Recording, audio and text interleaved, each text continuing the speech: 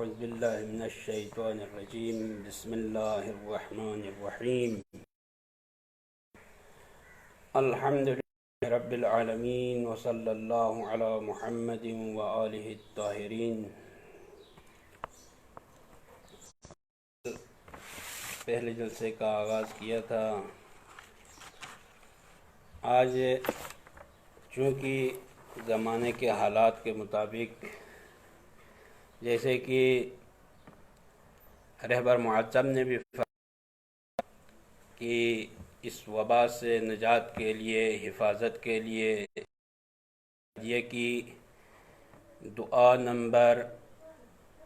7 جو کہ امام سجاد علیہ السلام نے کی دوری کے لیے، بلاؤں کی دوری کے لیے، زندگی میں مشکلات آ جائیں، سختی آ جائے، ان سختیوں سے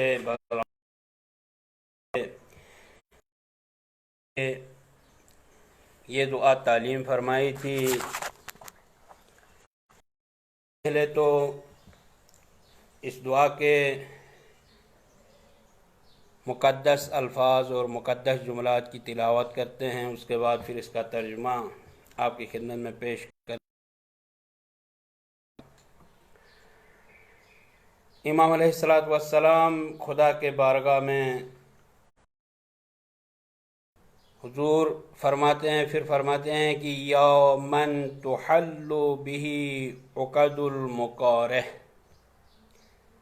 فرمایا کہ سب سے پہلے بات تو یہ ہے کہ جب بھی انسان پڑتی ہے، کوئی سختی آ جاتی ہے، کوئی پریشانی آ جاتی ہے، تو وہ فوراً اپنے طرف متوجہ ہو جائے۔ وہ پروردگار جو صاحب قدرت و جلالت ہے، جو ہر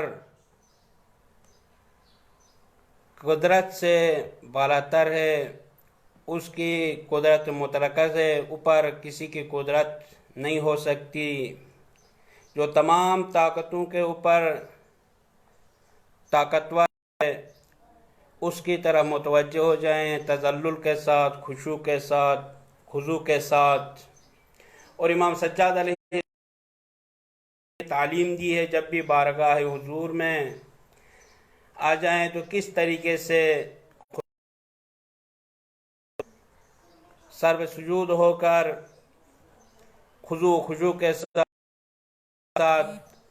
دنیا کی تمام ہر قسم کی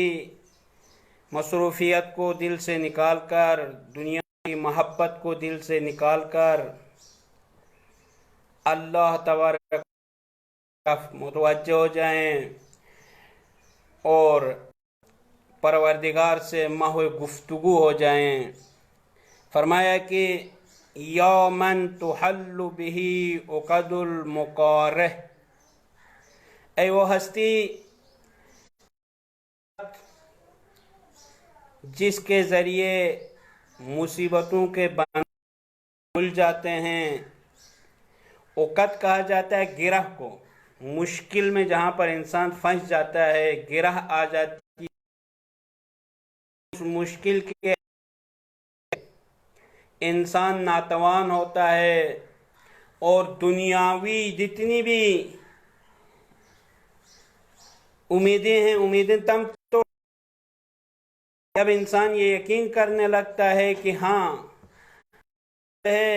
میری یہ مشکل کوئی شخص حل نہیں کر سکتی، تو وہ اپنے پروردگار جاتا ہے۔ پھر فرماتا ہے کہ یا من تحل، اے وہ ہستی جس سے کھل جاتے ہیں، تحل کے معنی کھل جاتے ہیں عقد المکارہ۔ مکارہ عام طور پر جو ہے کرہ سے ہے، کرہ سے مراد ہے سختی، مصیبت، پریشانی۔ آج میں آپ کی دربار میں آیا ہوں، میں آپ کے درگاہ میں آیا ہوں، میں آپ کے حضور آیا ہوں کہ میری اس مشکل کی، اس گرہ مصیبت سے نجات دے دے، کہ جو مصیبت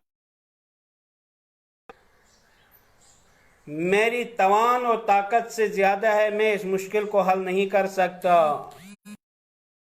تحل به عقد المقارح ویا من یفصع به حد الشدائد۔ پھر فرماتے ہیں اے وہ ہستی، جب انسان پر مشکل آتی ہے، سختیوں کی باڑھ آتی ہے، جب آپ کی طرف توجہ کرتے ہیں، سختیوں کی وہ شدت کم ہو جاتی ہے، وہ سختیاں انسان سے دور ہو جاتی ہیں۔ وَيَوْمَ يُلْتَمَسُ مِنْهُ الْمُخْرَجُ إِلَى رُوحِ الْفَرَجِ۔ فرماتے ہیں کہ اے وہ ذات آتی ہے، التجا کرتا ہے۔ عام طور پر جو ہے لوگ یہ سمجھتے ہیں جب بھی تک لوگوں کے دلوں میں کسی دنیاوی شخصیت، دنیاوی طاقت کی طرف توجہ ہوتی ہے کہ ہاں میری اس مشکل کو فلاں شخص حل کرے گا، فلاں طاقت حل کرے گی، تو یاد رکھنا کہ انسان اس وقت تک پروردگار کی طرف پورے وجود سے متوجہ نہیں ہو جاتا، اس لیے کہ اس کے دل میں کہیں گوشے میں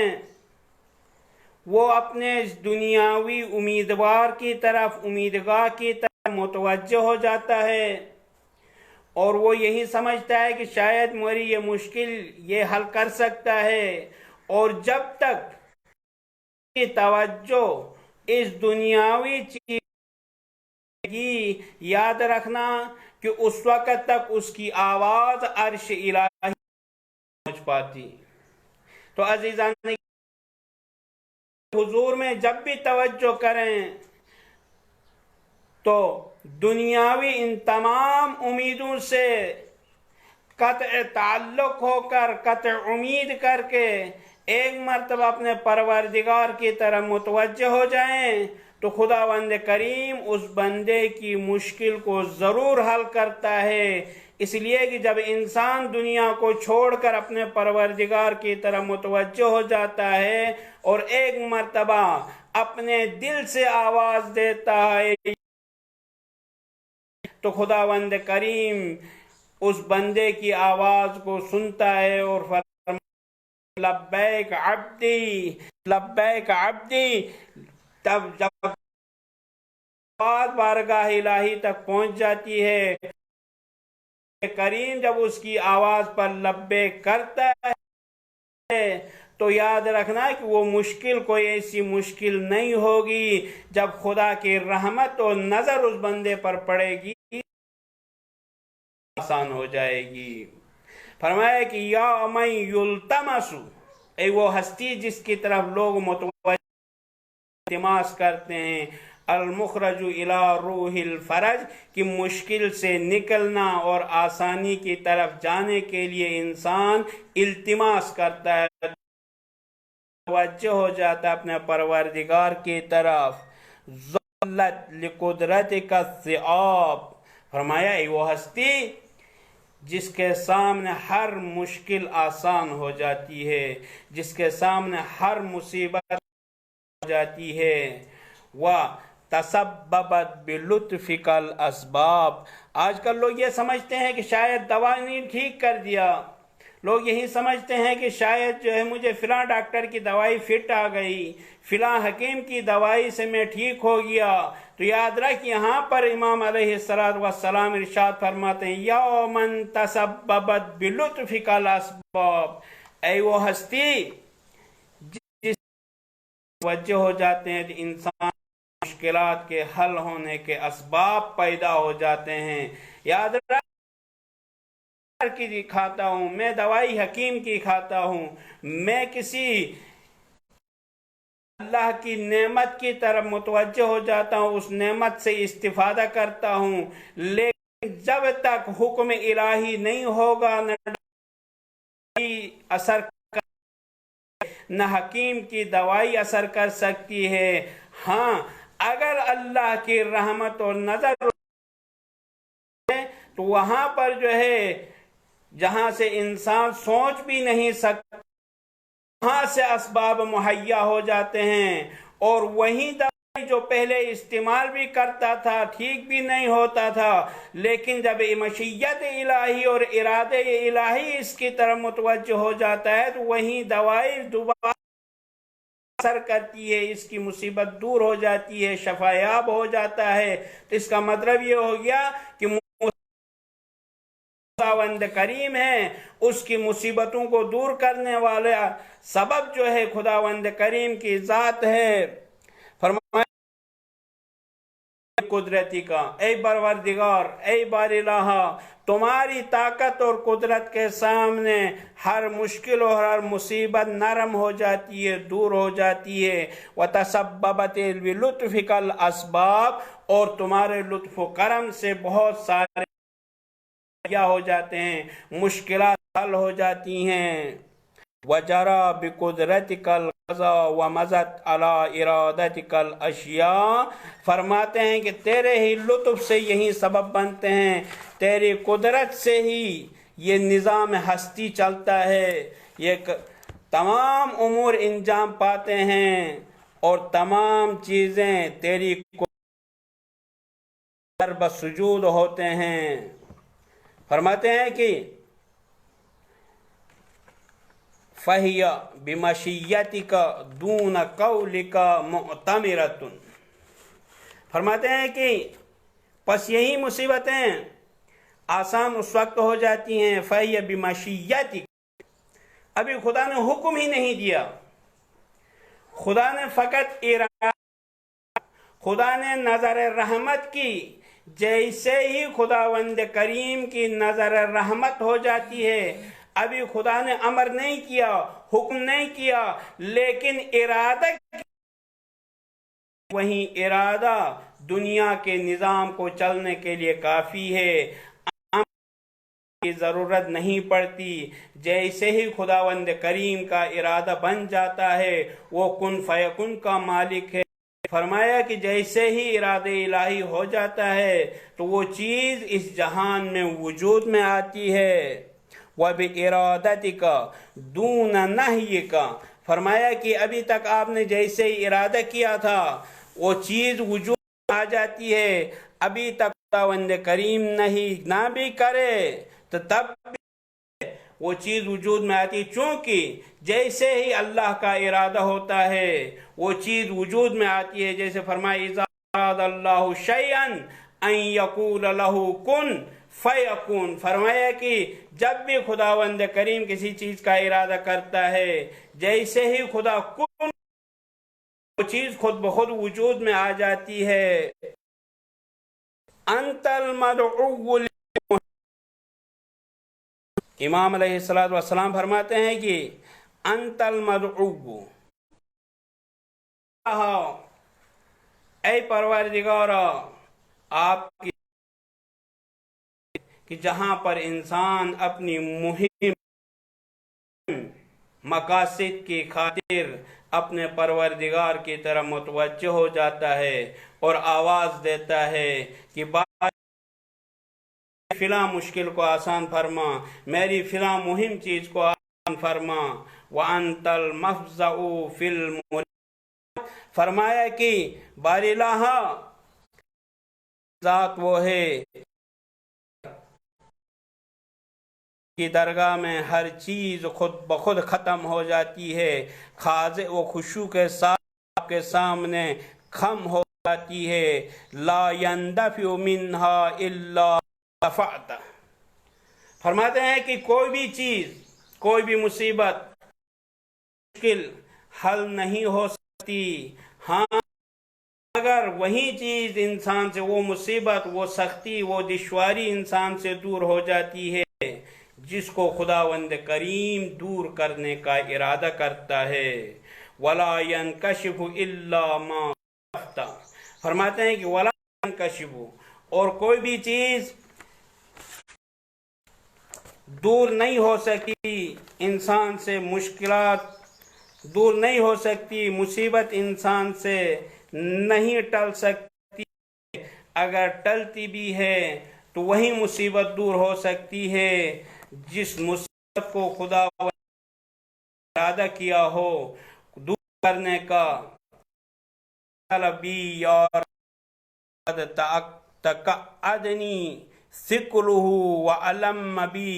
ما قد بحزنی ہم، فرمایا کہ سنگینی نے مجھے گران بار کر دیا، سنگینی کو میں برداشت نہیں کر سکتا، خدایا مجھ پر وہ آفت پڑی ہے جس مصیبت اور آفت کو برداشت کرنے میں میری قوت عاجز آ گئی ہے، فرمایا تو نے اپنی قدرت سے اس مصیبت پر وارد کیا۔ یہاں پر اس کا مطلب ہے کہ کچھ مصیبتیں، کچھ امتحانات خداوند کریم کی طرف سے آ جاتی ہیں، انسان پر وہ مصیبت آتی ہے تو اگر وہ اس مصیبت کو امتحان سمجھ لیتا ہے اور امتحان الہی اپنے پروردگار کے حضور میں حاضر ہو جاتا ہے اور دعا کرتا ہے تو خداوند قدرت کے ذریعے اس بندے سے اس مصیبت کو دور فرماتا ہے۔ فرمایا کہ یا رب ما قد خدایا اب میری طاقت اور میری قدرت نہیں رہی کہ میں اس مصیبت اور اس مشکل اور اس سختی کے بوجھ کو برداشت کر سکوں، وَبِقُدْرَتِكَ أَوْرَدْتَهُ عَلَيَّ، فرمایا کہ خدایا یہ وہ امتحان، اس امتحان کو آپ نے اپنی قدرت کے ذریعے وارد کر دیا ہے اپنی ایک۔ یہاں پر امام علیہ السلام انسان کو متوجہ ہے کہ دیکھیں اگر کوئی بھی قدرت ہو، کوئی بھی طاقت، تو خداوند کریم کی طاقت اور قدرت کے سامنے بے بس ہیں۔ پھر فرماتے ہیں کہ وَبِسُلْطَانِكَ وَجَّهْتَهُ إِلَيَّ، بار الہ یہ ہی حکومت میں میری طرف متوجہ ہو گئی ہے،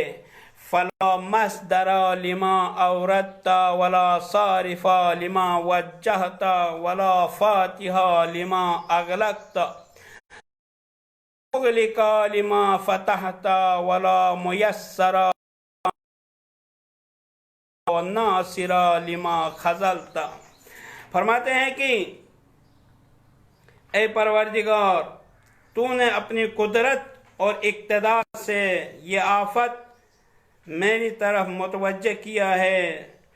اور تو ہی ہے جو اس مصیبت کو مجھ سے ہٹا سکتا ہے، اس لیے کہ تیرے علاوہ کوئی ہستی ایسی نہیں ہے جو اس مصیبت کو مجھ سے، اور جسے تو نے کھولا اس کو کوئی بند نہیں، جس مصیبت کو تو مجھ سے دور کو روک نہیں سکتا، اور کوئی اگر کر دے تو کوئی اس کو کھول نہیں سکتا، کھولنا چاہے اس مصیبت سے مجھے نجات دلانا کوئی اس کو بند نہیں کر سکتا۔ آخر میں فرماتے ہیں کہ وَلَا مُيَسَّرَ لِمَا عَسَّرْتَ، اور اگر آپ نے مجھے تو اس کو کوئی آسانی کرنے والا نہیں ہے سوائے آپ کے اور آپ کی قدرت کے سوا، وَلَا نَاصِرَ لِمَا خَذَلْتَ، اور اگر آپ نے کسی کو ذلیل یا پست کی طرف لے گئے آ کر اس کو نہیں دے سکتا، اس لیے کہ عزت خداوند کریم کی قدرت میں ہے۔ صلی علی محمد وآل محمد، کہ اے پروردگار وآل محمد پر اپنی رحمت نازل فرما، یا رب با فرج بطولک، فرماتے ہیں کہ بار الہ میرے لیے کے دروازے کھول دے، وَاکْسِرْ عَنِّی سُلْطَانَ الْحَمِّ بِحَوْلِکَ، اور اپنی طاقت کے ذریعے اس مصیبت کے ریشوں کو توڑ دے، وَأَنِلْنِي حُسْنَ نظر فی ما شکوت، فرمایا کہ خدایا مجھے دے اس آسانیوں کی طرف پہنچا دے جس ہمیں دعا کیا ہے، وہ حلاوت السنء فیما سألت، ہاں دعا کی لذت محسوس ہونی چاہیے، مجھے چکھا دے کون سی؟ کہا حلاوت السنء فیما سألت، خدایا جو دعا میں نے آپ کی بارگاہ میں مانگی ہے، جو میں نے سوال کیا ہے آپ کی بارگاہ میں، اس دعا کی لذت مجھے چکھا دے۔ تو عزیزان گرامی، انسان پر اس وقت تک عبادت کی لذت نہیں آ سکتی جب تک انسان کی دعا خداوند کریم کی بارگاہ میں پہنچے اور خدا اس کی دعا کو قبول کرے، اور ساتھ ساتھ خداوند کریم اپنی رحمت اور برکت کا نزول فرمائے، تو پھر اس بندے کو اس دعا کی، اس بندگی کی لذت محسوس ہو جاتی ہے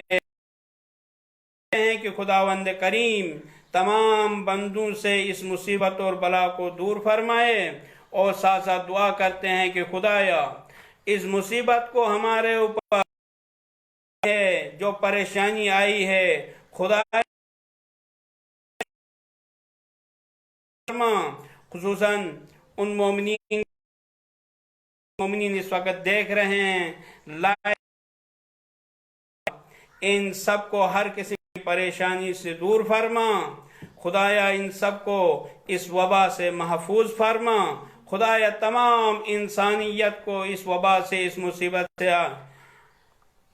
دور فرما، خدایا اس مصیبت کو اس جہان میں، انسانوں میں، معاشرے میں جو پریشانی آئی، خدایا ان کے گناہوں کو معاف فرما، خدایا ان کے گناہ جتنے بھی بڑے ہوں، آپ کی قدرت، آپ کی عفو سب سے باہری ہے اور سب سے بڑی ہے، اپنی اس کبریائی کے ذریعے ان کی گناہوں مصیبت سے نجات۔ السلام علیکم وبرکاتہ۔